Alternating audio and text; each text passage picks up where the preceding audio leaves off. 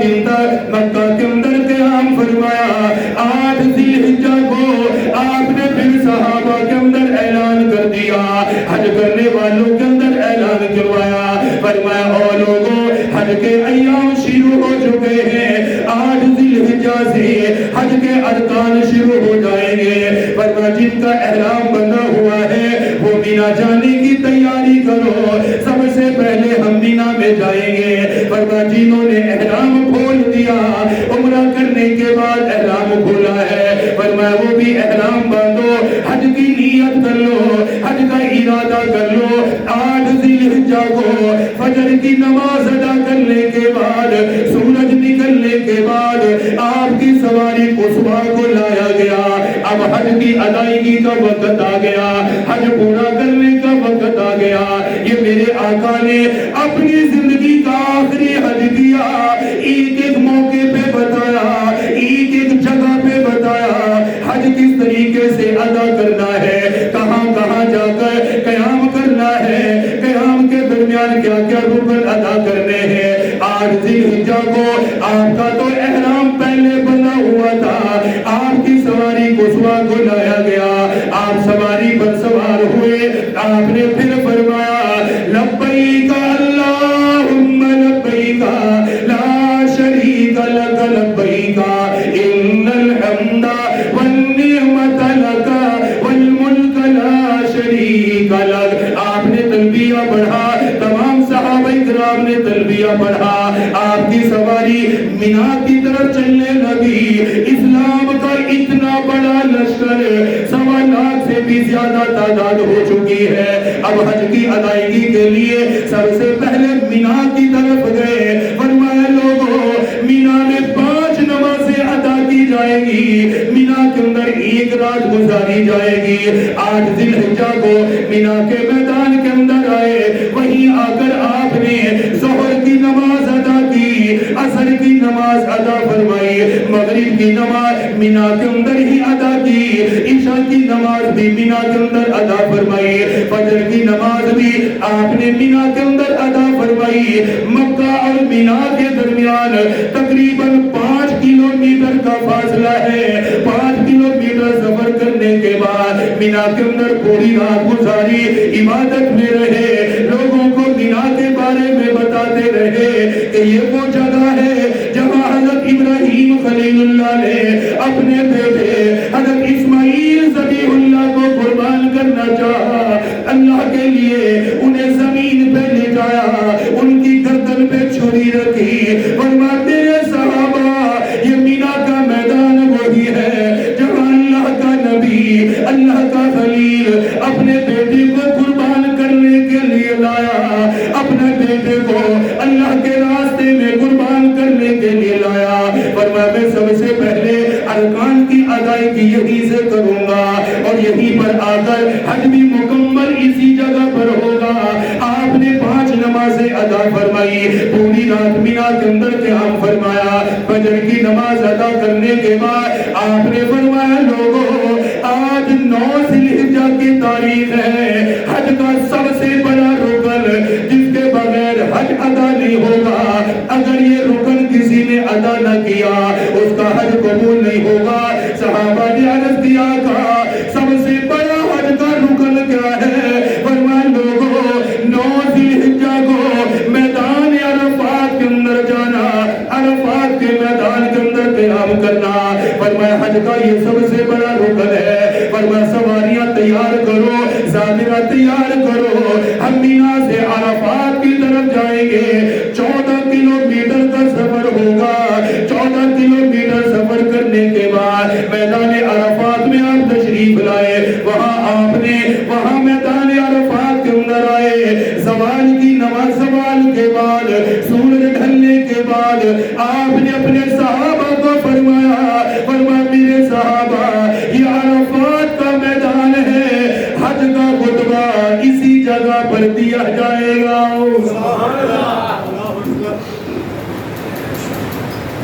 سب سے بڑا رکن بھی ہم یہی ادا کریں گے, حج کا خطبہ بھی یہی ہوگا. سورج ڈھلنے کے بعد آپ نے اپنی سواری منگوائی، قصویٰ اونٹنی لائی گئی۔ دوپہر کا وقت، خیمہ لگانے کی اجازت کوئی نہیں۔ عرفات کے میدان میں کوئی حاجی خیمہ نہیں لگاتا، کیونکہ وہاں قیام مختصر ہوگا۔ غروب آفتاب کے بعد وہاں سے دوبارہ مزدلفہ کی طرف جایا جائے گا، اس لیے زیادہ قیام کا اہتمام نہیں کیا۔ آپ کے لیے خیمہ نہیں لگایا گیا، آپ کے لیے آرام کی کوئی مخصوص جگہ نہیں بنائی گئی۔ آپ نے زوال کے بعد اپنی سواری قصویٰ اونٹنی منگوائی اور مقام نمرہ پر تشریف لائے۔ مشہور جگہ مقام نمرہ، جہاں آج مسجد نمرہ بنی ہوئی ہے۔ مسجد نمرہ حج کرنے والا زیارت کرتا ہے، عمرہ کرنے والا مسجد نمرہ کی زیارت کرتا ہے۔ آپ نے اس جگہ پر کھڑے ہو کر عالمی خطبہ دیا، تاریخی خطاب فرمایا، ایسا خطبہ دیا نبیوں کے نبی امام الانبیاء نے۔ ساری انسانیت حیران ہو گئی، لوگ تو حیران ہوئے، آسمان کے ملائکہ بھی حیران ہوئے۔ تاریخی خطاب فرمایا، سب سے پہلے اونٹنی پر بیٹھنے کے بعد، اونٹنی پر سوار ہونے کے بعد پہلا جملہ زبان نبوت سے ادا کیا۔ فرمایا لوگوں میری بات توجہ سے سننا، میری بات دھیان سے سننا۔ فرمایا شاید عرفات کے میدان میں میری آخری ملاقات ہے، آج کے بعد عرفات کے میدان میں تم سے دوبارہ نہیں ملوں گا، عرفات کے میدان میں دوبارہ نہیں آؤں گا۔ میرے جانے کا وقت آ چکا ہے، رخصت ہونے کا وقت آ گیا ہے۔ شاید آئندہ حج پر میں دنیا میں نہ رہوں، میں دنیا سے پردہ کر چکا ہوں گا، میں دنیا سے چلا جاؤں گا۔ سب سے پہلا جملہ یہ فرمایا لوگوں میری بات کو توجہ سے سننا، عرفات کے میدان میں یہ میرا آخری خطبہ ہوگا، یہ میرا آخری کلام ہوگا۔ جب آپ نے یہ فرمایا لوگوں میرا آخری خطبہ ہے، عرفات میں آخری ملاقات ہے، ابو بکر رونے لگ گیا، حضرت عمر بن خطاب رونے لگ گئے، حضرت عثمان غنی رونے لگ گئے، حضرت علی کی ہچکیاں بن گئی، 1.25 لاکھ صحابہ اکرام رونے کی آوازیں گونجنے لگی۔ پتہ چل گیا آقا کی جدائی کا وقت آ چکا ہے، آقا کے رخصت ہونے کا وقت آ گیا ہے۔ فرمایا لوگوں میں آخری خطبہ دینے لگا ہوں، اس لیے میری باتوں کو یاد رکھنا، دوسرے تک میری باتوں کو پہنچا دینا۔ جو موجود ہیں اچھے طریقے سے یاد کر لو، جو موجود نہیں فرمایا دوسرے لوگوں تک لے جانا تمہاری ذمہ داری ہے، دوسروں کو بتانا تمہاری ذمہ داری ہے۔ یہ فرمانے کے بعد آپ نے سب سے پہلے اللہ کی تعریف فرمائی۔ فرمایا لوگوں ہر قسم کی تعریف اللہ کے لیے ہے، جس نے مجھے نبی بنایا، جس نے مجھے رسالت عطا کی، جس نے مجھے قرآن عطا کیا، جس نے مجھے یہ دین عطا کیا۔ فرمایا لوگوں جب بھی کوئی پریشانی ہو اپنے رب سے دعائیں کر لینا، اپنے پروردگار سے مانگ لیا کرو۔ فرمایا اگر غلطی ہو جائے، گناہ ہو جائے، توبہ کرنے میں دیر نہ کرنا، معافی مانگنے میں دیر نہ کرنا، استغفار کرتے رہنا، توبہ کرتے رہنا۔ فرمایا جسے ایمان مل گیا، اللہ نے پسند کیا، ایمان مل گیا، فرمایا خوش نصیب ہو، اللہ نے تمہیں ایمان عطا فرمایا۔ اللہ کی تعریف کرنے کے بعد، حمد و ثنا کے بعد آپ نے دوسری بات ارشاد فرمائی۔ فرمایا لوگوں میں تمہیں یہ سکھانے کے لیے آیا ہوں، مساوات کا درس دیا۔ فرمایا کسی عربی کو عجمی پر کوئی فوقیت حاصل نہیں، کسی گورے کو کالے پر فوقیت حاصل نہیں۔ آپ نے اصلاح فرمائی، کس قدر آسان طریقے سے اصلاح کی۔ فرمایا کامیابی کا مینار، کامیابی کا معیار، فوقیت کا معیار عربی اور عجمی ہونے پر نہیں، کالا اور سیاہ، کالا اور سفید ہونے پر نہیں۔ فرمایا فوقیت کا معیار اللہ کے ہاتھ و تقوی پر ہے، جس کا تقوی بلند ہوگا وہ عزت والا رہے گا، جو اللہ سے ڈرنے والا ہوگا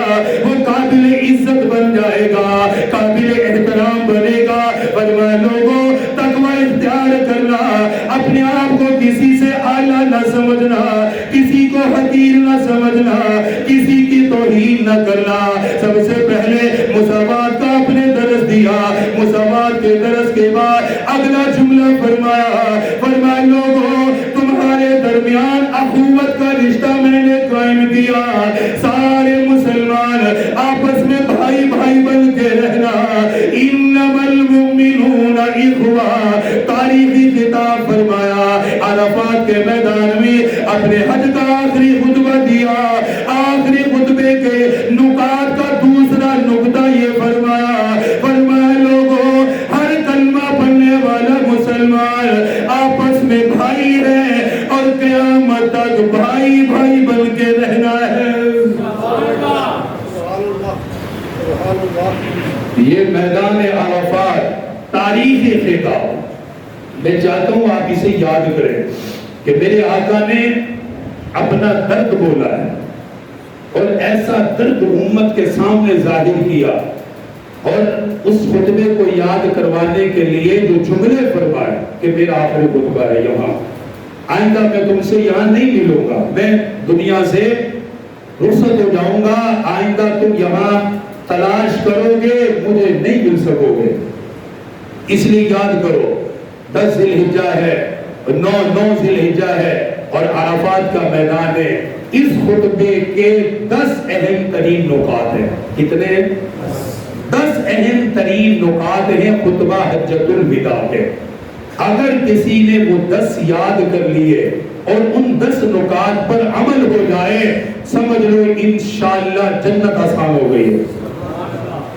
اور یہ 10 نکات، یہ خطبے کے جو 10 نکات ہیں، توجہ کریں، اپنے دفتر، اپنے گھر، آفس، جہاں بھی بیٹھتے ہیں، یہ خطبہ حجۃ الوداع خاص طور پہ 10 نکات ہمارے پاس لکھ کر دیواروں پر آویزاں ہونے چاہیے۔ ہمیں پتا ہو کہ خطبہ حجۃ الوداع میں آپ نے کیا نکات بیان کیے تھے، کیا باتیں ارشاد فرمائی تھی۔ وہ خطبہ میں نے اس لیے آسانی کے لیے، یہ برآمدے کا تیسرا یہ میرے دروازہ، اس میں نے 10 نکات لکھ کر لگا دیے، چارٹ لگا ہوا بڑا سارا، اس پر آقا کے اس خطبے کے جو 10 اہم ترین نکات ہیں جن کو آپ نے یہ فرمایا کہ ان کو یاد کرنا ہے، آگے لوگوں تک پہنچانا ہے، وہ 10 نکات میں نے ترتیب کے ساتھ، عنوان کے ساتھ وہاں لکھ کے لگا دیے۔ ساتھ ہی موبائل پہ تصویر بعد میں کسی اچھے پینٹر سے لکھوا کر اچھے طریقے سے محفوظ کرنا چاہیے تاکہ وقتاً فوقتاً ان نکات پر ہماری نظر پڑے کہ خطبہ حجۃ الوداع ہے کیا۔ پہلا نکات کیا ہے؟ یاد کرو، مساوات۔ پہلی بات کیا ہے؟ مساوات، برابری۔ فرمایا کوئی اجمی عربی پر فوقیت نہیں رکھتا، کوئی سفید کالے پر فوقیت نہیں رکھتا۔ فرمایا کامیابی اور فوقیت کا، بزرگی کا معیار تو تقویٰ ہے۔ جس کے اندر تقویٰ ہوگا وہ اللہ کے ہاں بلند ہوگا، اگر تقویٰ نہیں ہے چاہے کالا ہو، سفید ہو، مالدار ہو، رئیس ہو، اللہ کے ہاں اس کی کوئی حیثیت نہیں ہے۔ پہلی چیز مساوات۔ دوسرے نمبر پہ فرمایا اخوت۔ کیا فرمایا؟ اخوت، بھائی چارہ۔ سارے مسلمان آپس میں کیا ہیں؟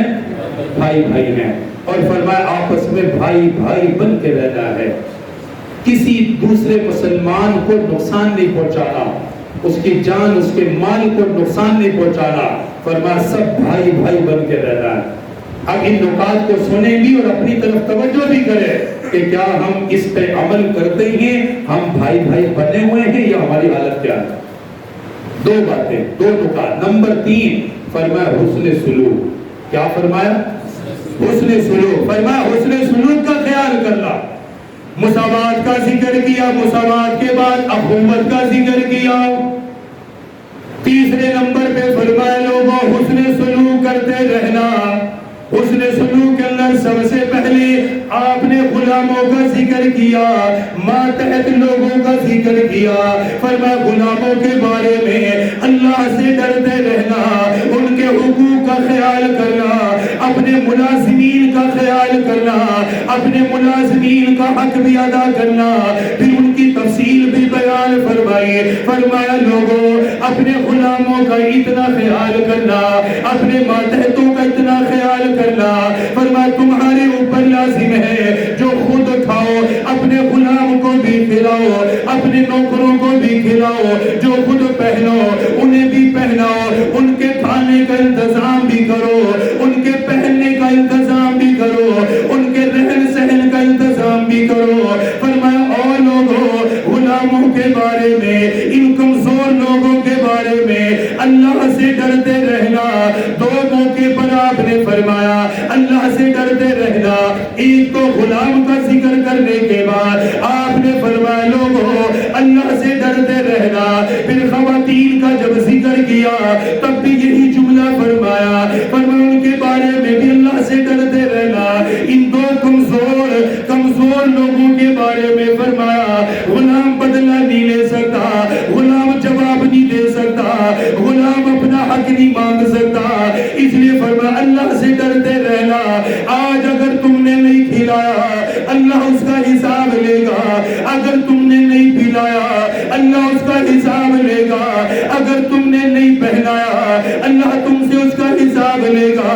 غلاموں کا ذکر کیا، حسن سلوک کا ذکر فرمایا، حسن سلوک کے بعد چوتھے نمبر پر ارشاد فرمایا، فرمایا لوگوں حسن سلوک کا خیال کرتے رہنا، حقوق کی ادائیگی کرنا۔ چوتھے نمبر پر چوتھا نقطہ آپ نے فرمایا حقوق کی ادائیگی کرنا، جس کا حق ہے اس کا حق اس تک پہنچا کے رہنا، وارث کا حق پورا ادا کرنا، بھائی کا حق وراثت کے اندر جو لکھ دیا گیا ہے، وراثت میں جو بیان کر دیا گیا ہے، فرمایا اپنے بھائیوں کا حق ادا کرنا، اپنی بہنوں کا حق ادا کرنا، رشتہ داروں کا حق ادا کرنا۔ حقوق کی ادائیگی کے بارے میں بتایا، حقوق کی ادائیگی کی فکر دلوائی۔ فرمایا اگر کسی کا حق کھا لیا، ایک پیسہ دنیا میں کھایا آخرت میں حساب دینا پڑے گا۔